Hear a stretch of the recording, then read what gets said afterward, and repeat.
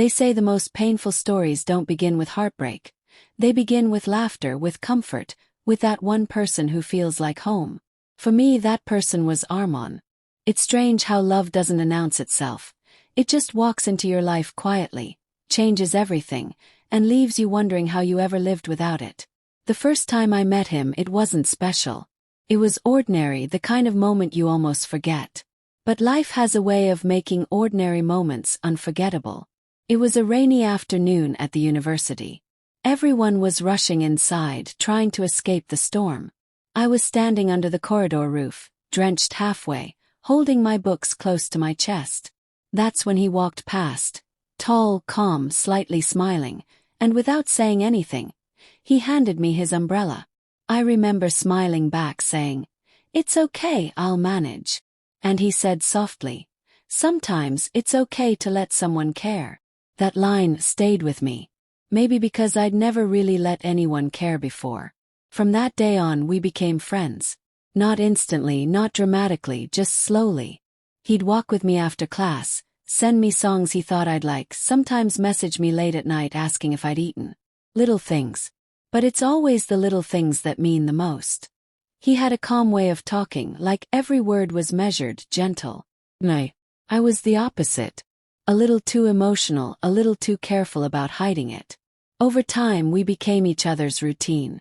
Coffee after lectures. Jokes that only we understood.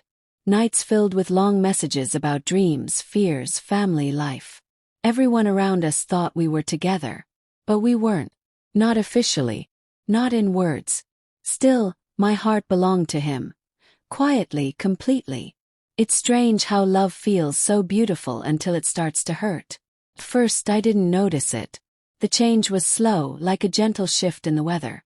He started replying late. Our long conversations became short replies.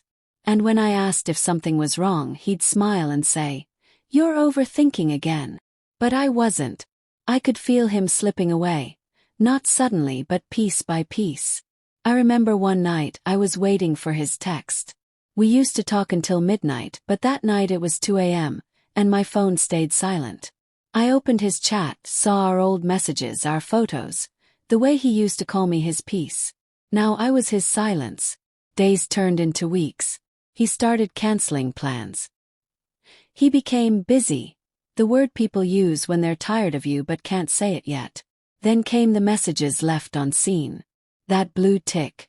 It hurt more than words ever could. I'd type "Are you okay?" and then delete it. I didn't want to sound desperate. But inside I was breaking quietly, smiling through the pain, pretending everything was fine. One evening, I saw him in the cafe where we used to meet. He wasn't alone.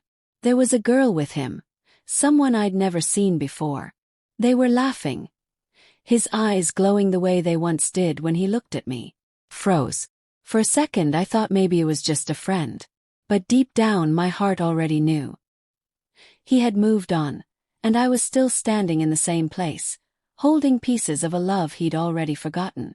That night, I went home and cried until my eyes ached. Not because he cheated. Not because he chose someone else. But because he never said goodbye. He just left. Quietly, like a sunset you didn't realize was the last. The goodbye that never happened. Weeks passed. I didn't text him. I told myself I'd moved on. But every night I'd still check my phone, hoping to see his name light up the screen. Never did. Then one day he messaged. After months of silence. Just one word. "Hey." I stared at it for hours. My fingers trembled as I typed. "Hi." And just like that, all my walls fell apart again. He said he missed me. He said he was sorry. He said things were complicated. And I, foolishly, hopelessly, believed him again. We started talking. Not like before, but enough to make me think maybe we still had a chance. But love doesn't survive on maybes. A few days later I saw a post. His engagement pictures. Smiling. Holding her hand. Captioned, "Forever starts here." I felt something inside me collapse. He hadn't messaged me because he missed me. He'd messaged me because he needed closure, for himself. And he left me again, this time without even a word. I didn't cry that night. I just sat by my window, staring at the sky.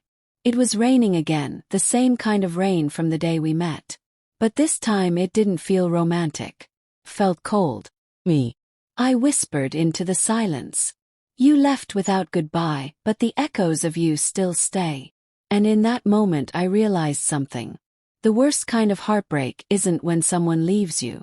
It's when they stay in your heart long after they're gone. It's been 3 years now. People say time heals. Maybe it does, but it never really forgets.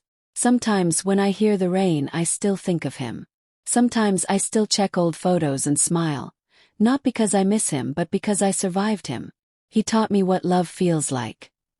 And what losing it does to you. I learned that loving someone doesn't always mean you get to keep them. And that sometimes silence says everything words can't. I never saw him again. But last month, I heard from a friend that he and his wife moved abroad. They looked happy. And you know what? For the first time I didn't feel pain. Just peace. Because I finally accepted that some people are only meant to stay in your story, not your life. They come to teach you love, and leave to teach you strength. That night, I wrote in my diary. I loved him in silence. He left without goodbye. And in that silence, I found myself. He left without goodbye. But my heart never learned how to stop waiting.